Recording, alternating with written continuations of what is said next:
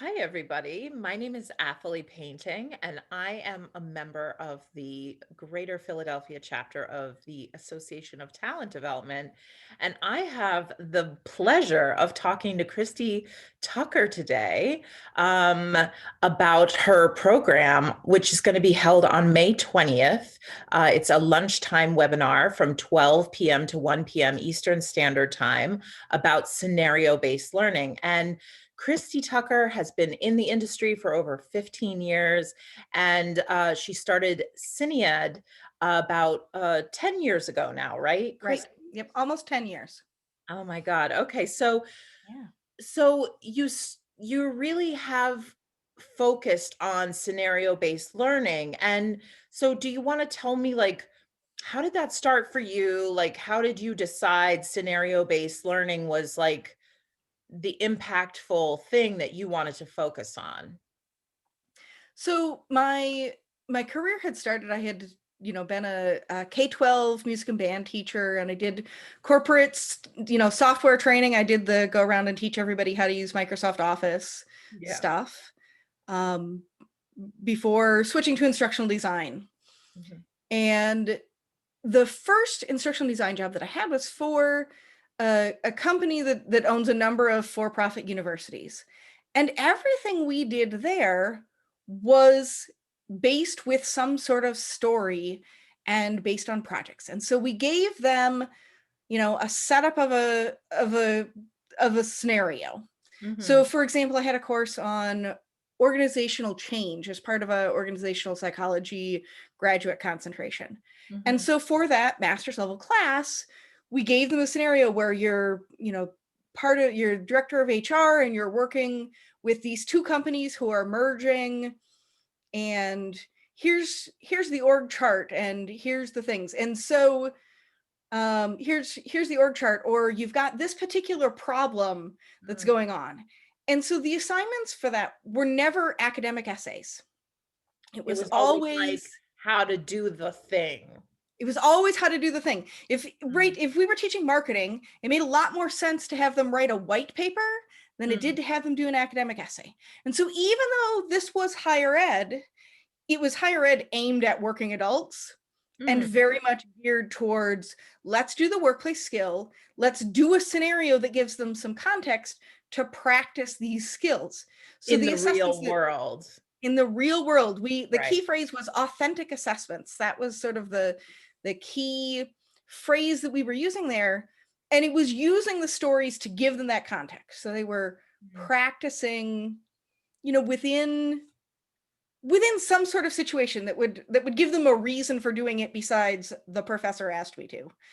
Right. I mean, and Right. so much of what we see in higher ed is sometimes disconnected from what we're really going to be doing in a job. Right. So you found that storytelling and scenario-based learning is just really the most impactful, right? Absolutely. Yeah. And so that was the way to do that, and to give them the impact and to make it so that they were practicing things that had a connection to their jobs. Mm. And so even though that was Okay. higher ed, that was always the case. And then I have bounced around at various points in my career between being more higher ed and being more corporate. I do mostly workplace training nowadays. Mhm. Um, but I've still kind of carried that with me, Mm. where it has been, that idea of giving people a scenario of why they're going to use it. Not the, I want you to learn this because you might use it someday. It Yeah. is, I want you to learn this because here's a scenario and you're going to use it right now in this scenario. And honestly, it gets them buying into the this is worth my time. Yeah. It does.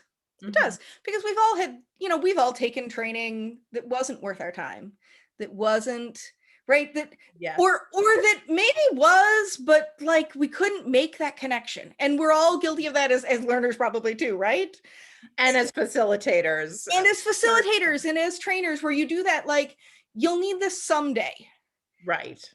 but you can make things immediately relevant for people if Mm. you give them a scenario and give them an opportunity to practice.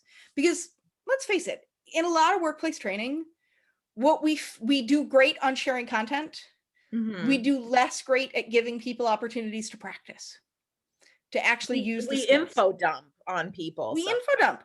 Yeah. And it doesn't matter the format that we're doing, whether it is e-learning or classroom training or virtual ILT, whatever it is that we're doing, Mhm. we do tend to focus on the content and not the practicing skills. Mhm. And even within the content, even if you're, sharing a lot of content, it can be pretty abstract and it's hard for people to make those connections. Yeah. And so we can connect those dots. This is part of what we can do as as instructional designers, as trainers.